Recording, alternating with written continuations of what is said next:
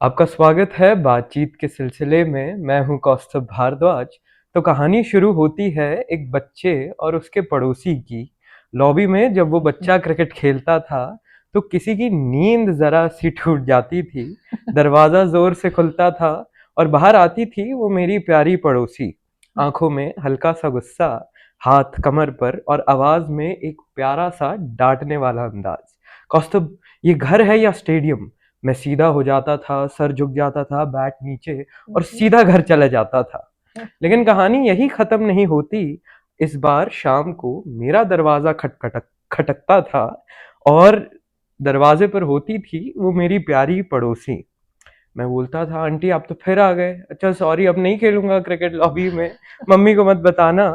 तो सामने से जवाब आता कि अरे बुद्धू, ये ले केक खा, तेरे लिए बनाया और मम्मी को भी खिला दियो, सारा खुद मत खा जाइयो। धीरे धीरे वक्त बदला, बच्चा बड़ा हुआ, रिश्ता और गहरा होता गया। और इस तरह गहरा होता गया कि जो मेरी पड़ोसी है वो गलती से अपना मोबाइल में वाईफाई का बटन ऑफ कर देती थी और मैं टेक्नोलॉजी का तुर्रम खान बनकर वो वाईफाई का बटन वापस ऑन कर देता था। बातचीत के सिलसिले में स्वागत है मेरी प्यारी पड़ोसी, कैंसर अवेयरनेस की एक मजबूत आवाज और एक साइकोलॉजिस्ट, श्री इंदिरा जसूजा जी का। Thank you. Thank you so much aunty for taking out time for this interview, really means a lot. नहीं, आई थिंक ये तो मेरे लिए एक बहुत बड़ी बात है कि आपने मेरे को चूज किया। क्या मैंने बोलना है वो मेरे को पता नहीं, पर you can ask me so whatever you sweet feel of you. Like. Okay. तो जैसे मैंने शुरू किया अपने बचपन से, या ये पॉडकास्ट का जो सिलसिला है, या शुरुआत करते हैं जरा आपके बचपन से। So my first question would be, हाँ, when you think back to your childhood days, specially the summer spent in Lahore with your dada and dadi, या what memories and emotions come back first? देखिए, हमारा परिवार जो था बहुत बड़ा परिवार होता था। और जब हम गर्मियों में दादा दादी के पास जाते थे, हमारे नाना नानी भी लाहौर में ही रहते थे, पर दादा दादी के साथ हमारा बहुत लगाव था। तो हमारे चाचा भी आ जाते थे जिनको कि हम हीरो समझते थे कि हम तो बहुत छोटे थे, वो उस वक़्त बड़े थे। तो हम बहुत, बहुत ही एन्जॉय करते थे क्योंकि वो हमको एक तरह से बिगाड़ते थे। अच्छा। हम जब ऊपर जाते थे, 5 मंजिला मकान था, तो ऊपर ले जाके वो हमको स्वीट्स खिलाते थे, टॉफ़ीज़ खिलाते थे, और एक नीचे पकौड़ा बेचने वाला बैठा होता था। तो वो एक टोकरी लेके हम्म। 5वें मल्ले से वो टोकरी नीचे हाँ जाती हाँ। थी, और वो आदमी पकौड़े हमको उसमें गरम-गरम पकौड़े डाल के देता है। सबसे बड़ी मेरा ख़्याल है उस वक़्त की यही एक याददाश्त है। बाकी दादा-दादी के साथ तो वो तो थोड़ा कभी बिगाड़ते थे, कभी झिड़की देते थे। It was fun. और हम नाना-नानी के यहाँ शाम को चले जाते थे, वहाँ हमारे मामा होते थे।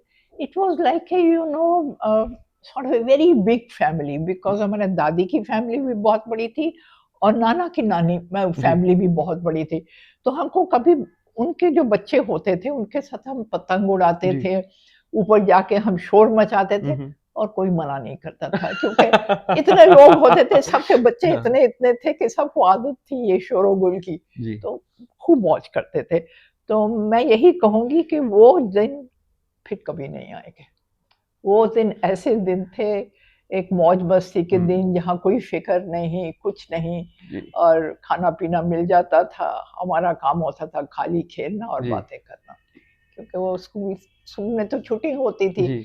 गर्मी बहुत होती थी, पर हमको कभी गर्मी फ़ील नहीं हुई जी। क्योंकि तब एयर कंडीशनर नहीं होते थे, कुछ नहीं हम्म। होता था। पंखे ज़रूर होते थे, पंखे तब तक आ चुके थे। तो बचपन तो मेरे को बहुत याद है क्योंकि मेरे को इवन जो सेकंड वर्ल्ड वॉर हुई थी वो भी याद है। जी। क्योंकि मैं उस वक़्त मैं ख़ैर 3 के 4 साल की थी, तो my father was posted in Multan. तो ऊपर से जब प्लेन चलते थे जी। और पूरा अंधेरा हो जाता हम्म। था बिकॉज़ सारा वो ब्लैकआउट होता था जी। हमारा।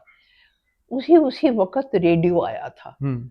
उसी वक़्त radio 19 I think it was 1940 when the radio came. And my father, because I was the youngest at that time, my father used to take me across the road, और वहाँ हम बैठ के रेडियो देखते थे। और मेरे को बड़ी अजीब सी चीज़ लगती थी, ये क्या जी। जी। चलती फिरती मूरतें हैं। हम्म। तो ये जो यादें हैं और हम्म। ये सिंपल सी जो जिंदगी है, जी। ये फिर नहीं आएगी। ये फिर नहीं आएंगे।